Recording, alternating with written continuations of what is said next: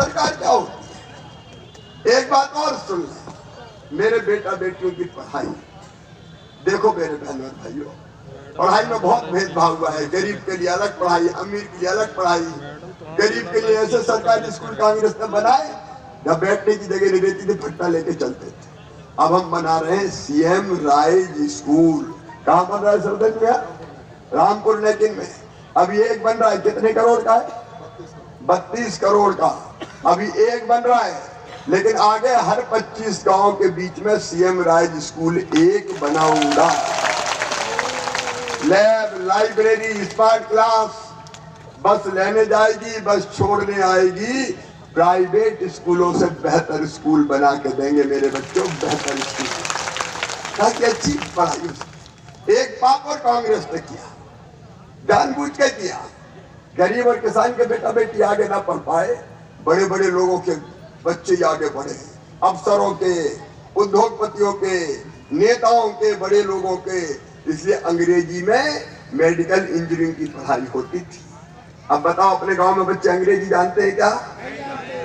भैया अंग्रेजी तो ये बड़े बड़े लोगों के बच्चे जानते हैं।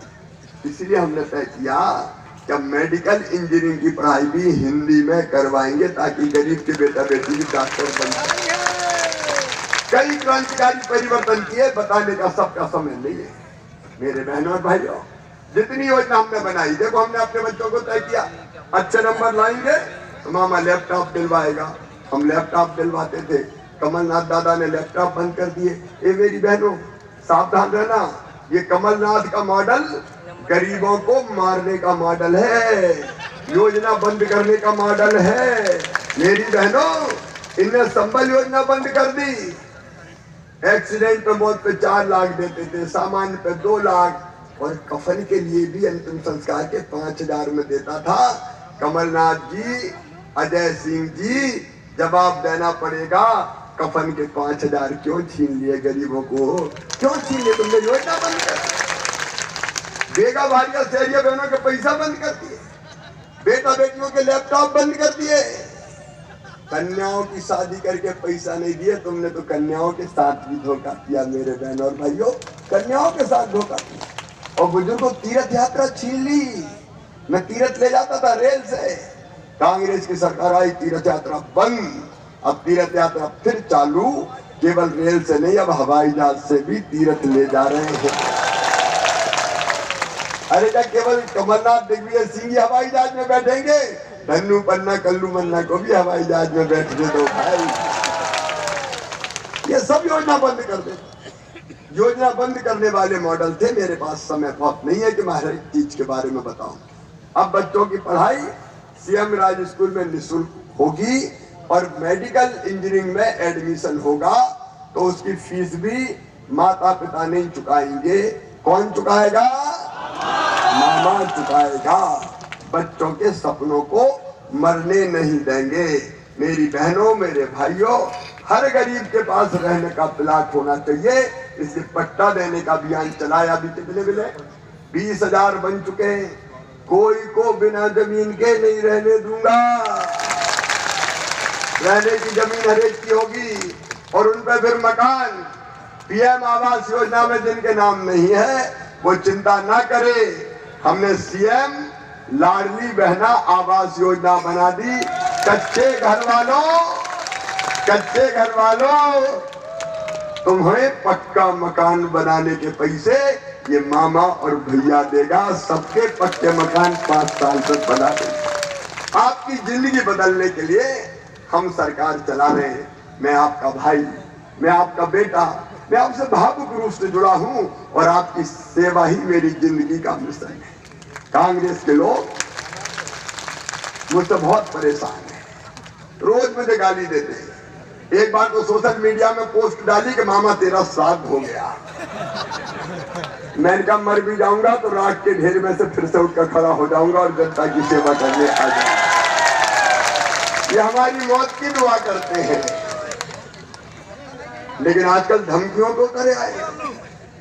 कल मैंने देखा कांग्रेस के कुछ लोगों ने बातों में कहा, ए बहनों बहुत भैया भैया कर रही हो, खबरदार, चूल्हा जलना बंद कर देंगे, जलना बंद हो जाएगा, कांग्रेस की सरकार आ गई और बच्चे भूखे मर जाएंगे। दिग्विजय सिंह, कमलनाथ, मुझे कुछ भी कह लो, मुझे कोई फर्क नहीं पड़ेगा, लेकिन एक बात सुन लेना, अगर मेरी बहनों की तरफ उंगली उठी और बच्चों को भूखे मारने की बात कही तो तुमको छोड़ूंगा नहीं, ऐसी गत करूंगा कि ना तो जी पाओगे ना मर पाओगे। ये धमकी देने की राजनीति, ये डराने की राजनीति, किसको डरा रहे हो? मेरी बहनों को, जो दुर्गा, लक्ष्मी और सरस्वती का स्वरूप है। मैं छोड़ूंगा नहीं, साफ कह रहा हूं, चाहे कुछ भी मुझे करना पड़े। मेरी बहनों, निश्चिंत रहना। और आज मैं ये अपील करने आया हूं, ये चुनाव हमारी जिंदगी को बेहतर बनाने का चुनाव है। प्रधानमंत्री नरेंद्र मोदी जी के नेतृत्व में देश आगे बढ़ रहा है, डबल इंजन की सरकार पे प्रदेश आगे बढ़ रहा है। मेरे बहनों और भाइयों, इन सब कामों को हमें आगे बढ़ाना है। 450 में रसोई गैस का सिलेंडर देंगे, चिंता मत करना। बिजली के बिल बड़े बड़े आए, कह दो जाके आप तो भैया ने कह दिया है, गरीबों के बड़े बिल मैं भरवाऊंगा, गरीब का केवल 100 रुपया महीना आएगा। इन सब कामों को मुझे आगे बढ़ाने के लिए आपका आशीर्वाद चाहिए। बोलिए, मिलेगा? देखो, कांग्रेस आ गई तो लाडली बहना और ना लाडली बचेगी ना बहना बचेगी। सारी योजनाएं खत्म, ये तो मार डालेंगे। मामा रहेगा, भारतीय जनता पार्टी रहेगी, तभी ये सब काम आगे बढ़ेंगे। और इसके लिए आज सुबह आपसे अपील करने आया हूं।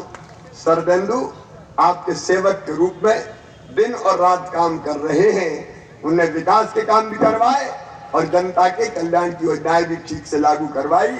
मैं आप सबसे प्रार्थना करता हूं कि एक बार फिर सरदेंदु को आशीर्वाद दीजिए, कमल के फूल की बटन दबाइए, भारतीय जनता पार्टी को जिताइए, मोदी जी के हाथ मजबूत कीजिए और मामा को भी आशीर्वाद दे दीजिए। बोलिए, आप सबका आशीर्वाद मिलेगा? भारतीय जनता पार्टी को जिताएंगे, कमल के फूल की बटन दबाएंगे। अच्छा बताओ, अकेला मैं कहां तक चुनाव प्रचार करूं?